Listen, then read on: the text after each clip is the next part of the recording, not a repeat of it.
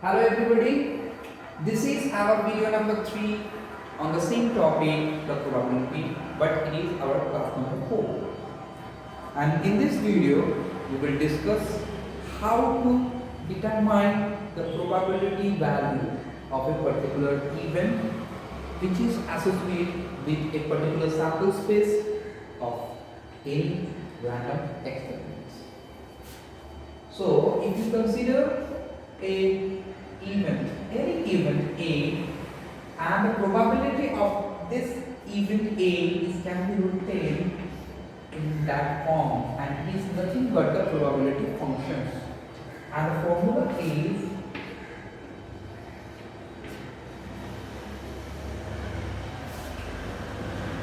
the number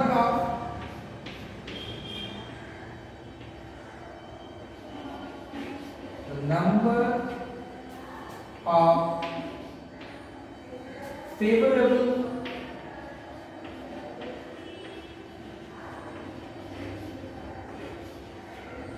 outcome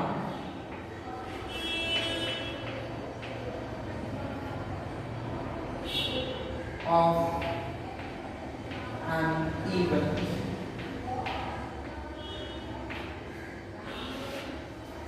by the total number of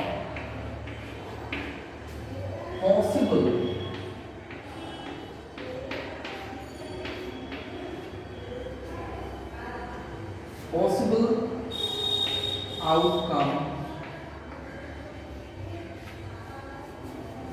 of an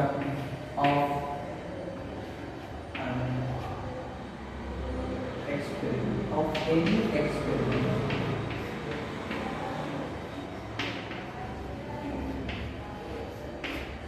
Okay, so this is the formula to determine the probability of any event. The number of the favorable outcomes of an event by the total number of the possible outcome of any experiment.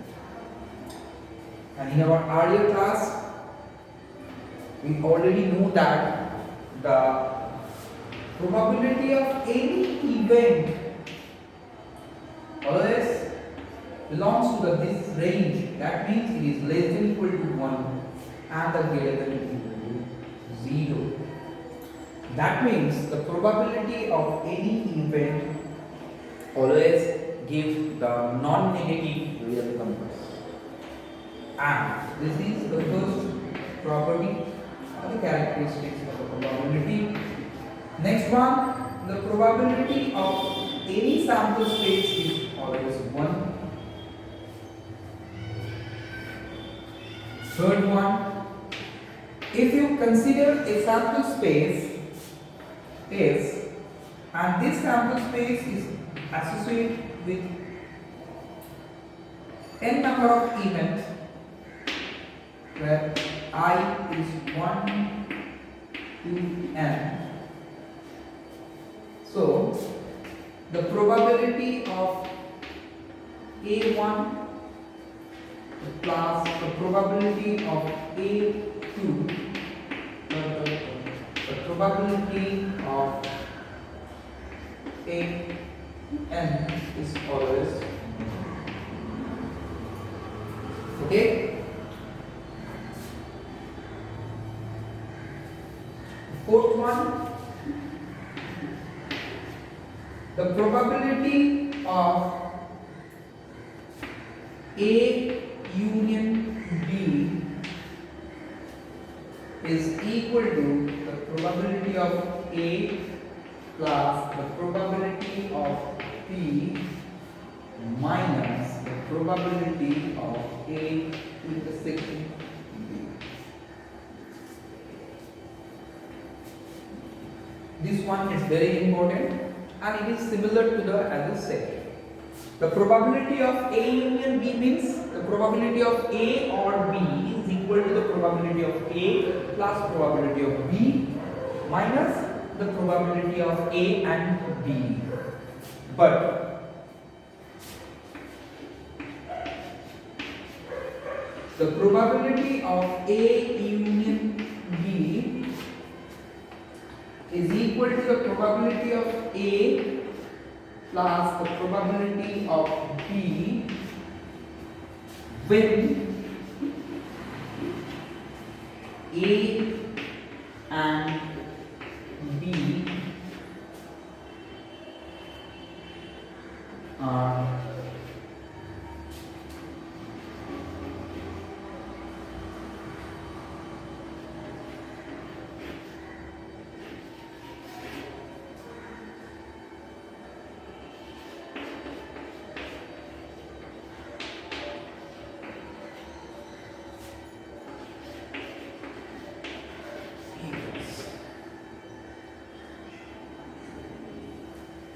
so this one is derived from this 4. The probability of A or B is equal to the probability of A plus the probability of B when A and B are the mutually exclusive events. Okay? So with the help of this concept, we will try to solve the sum problem from the exercise 16.3.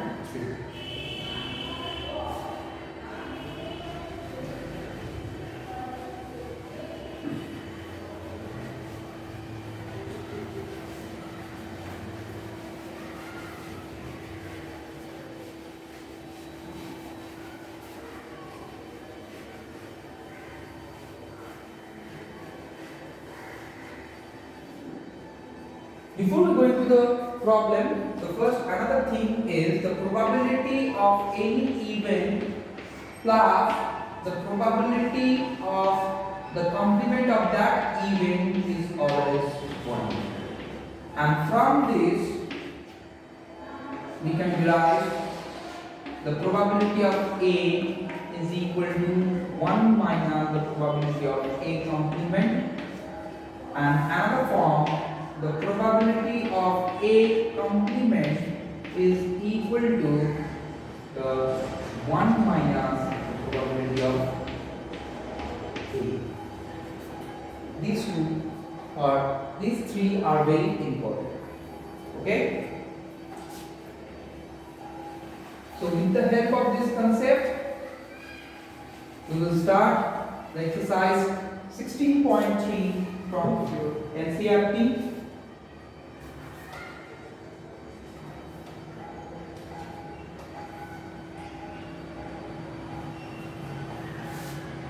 Exercise 16.3.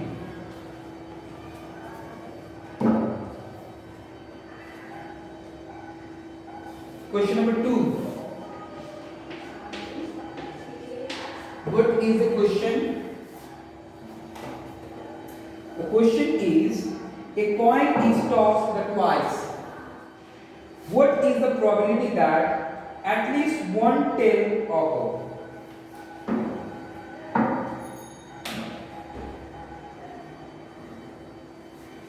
So, a coin, the question is that a coin is tossed twice. So, what is the sample space?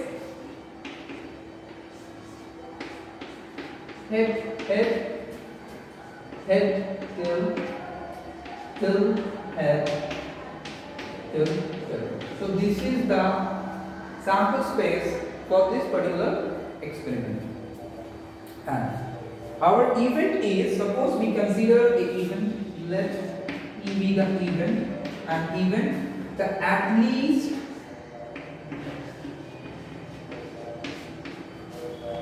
one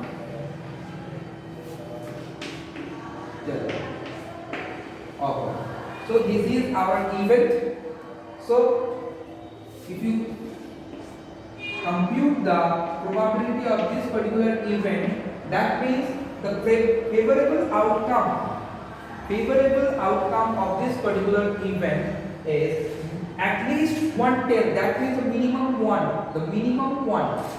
So this time this one is also considered, because as per this sample point also contain the one tail. This sample point is also contain the one tail, and this sample point is also contain the two tail. At this time we consider the at least one, that means the minimum one, maximum infinity. So this time the probability of this event is the favorable outcome is 3 and the total possible outcome of this experiment is 4. That means the 3 by 4 is our answer. Okay?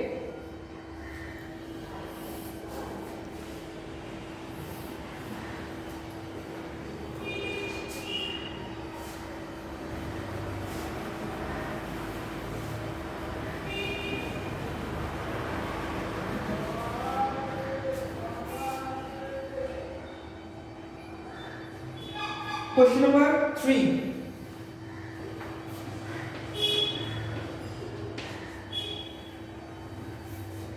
A die is thrown and find the probability of following events. The first event, a prime number is offered. At first, determine the sample space. The sample space of this experiment when the die is thrown one time. 1, 2, 3, 4, 5 and the 6. This is the total sample space, and so if you consider the first event, that is the prime number, so the probability of the first event, that is the prime number,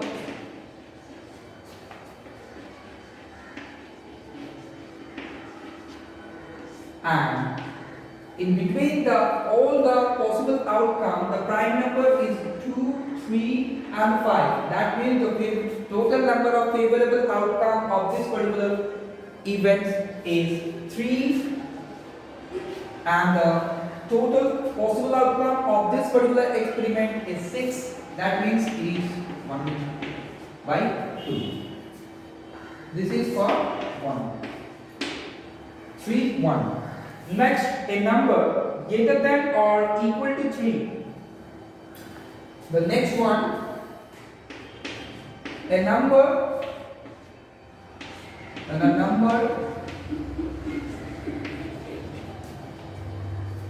greater than or equal to 3. And this time we consider the 3, 4, 5, 6. That means the favorable outcome is 4 and the total is 6. That means 2 by 3.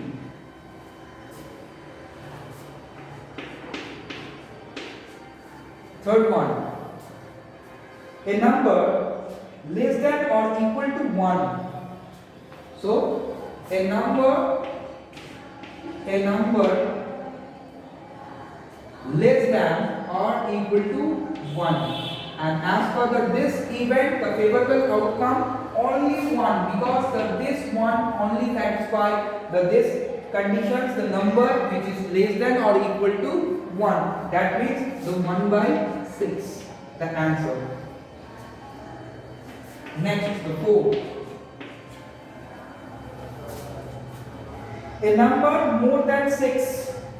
More than 6, if you consider the sample space of this particular experiment, the more than 6, that means it is an impossible event, and this time the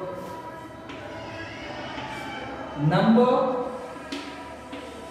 more than 6, it is produce the 0. That means the favorable outcome of this particular event is null set. That means the probability, and always remember the probability of the null set is always produce the 0. And the last one, 5, 3, 5. A number less than 6. The less than 6.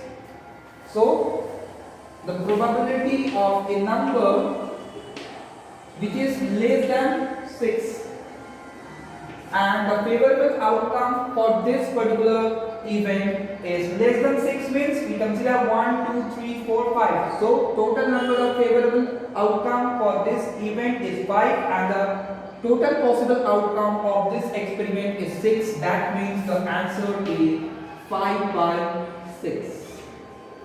So these are the answer for the question number 3. So that's all for the today's lecture. Thank you everybody.